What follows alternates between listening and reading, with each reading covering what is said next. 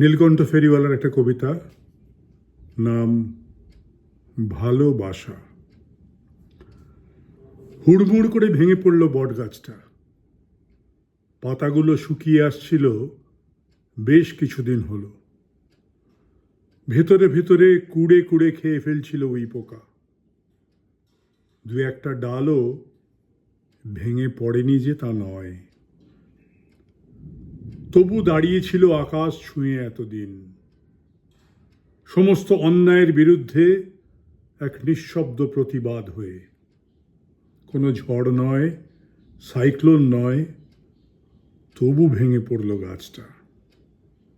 গোড়া থেকেই ভাঙল, যাতে আর নতুন পাতা গজাবার প্রশ্নই না থাকে। ডালগুলো মাটিতে ভেঙে পড়ল। তারপর পাশে টিমটিম করে চেগে থাকা ওই কুঁড়েটার কিন্তু কিচ্ছু হলো না। কুঁড়ের সেই বৃদ্ধ, জরাজীর্ণ, হতদরিদ্র লোকটা খালি গায়ে একটা গামছা জড়িয়ে ফ্যাল ফ্যাল করে তাকিয়ে দেখছিল তার জন্মাবধি সঙ্গীকে, তার বন্ধুকে, যার ছায়ায় বসে সে বাঁশি বাজিয়েছে কত গ্রীষ্মের দুপুর, কত জ্যোৎস্না স্নিগ্ধ রাত। সেই বৃদ্ধের চোখের কোণটা চিকচিক করছে যেন। কোটর থেকে বেরিয়ে গেল অগুন্তি পাখি, বেশ কিছু সাপ, ইঁদুর, বাদুড়, পেঁচা, যারা সহাবস্থান করছিল এতদিন। পাখির বাসাগুলো ছড়িয়ে ছিটিয়ে পড়েছিল। প্রচুর ডিম ভেঙে গিয়ে গড়াচ্ছিল মাটিতে। কোনটা সাপের আর কোনটা পাখির আলাদা করার উপায় ছিল না। গাছের তলায় ছিল একটা মাচা। সেখানে প্রত্যেক মঙ্গলবার পঞ্চায়েত বসত। রবিবার করে রামযাত্রা। ভোট বাবুরাও প্রচার করতেও ওই মাচাটাই ব্যবহার করত।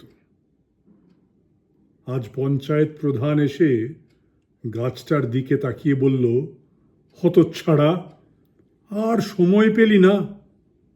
সামনের মাসেই যে পঞ্চায়েত ভোট। পঞ্চায়েতের ধাঙুরদের আদেশ দিল, আজকের মধ্যেই জায়গাটা সাফ করে দাও, একটা পার্টি অফিস বানাতে হবে। বট গাছটা কিন্তু তখনও মরেনি। ও যে বট গাছ, অত সহজে কি তার মৃত্যু হয়? সে যে সহস্র যুদ্ধের কাণ্ডারি।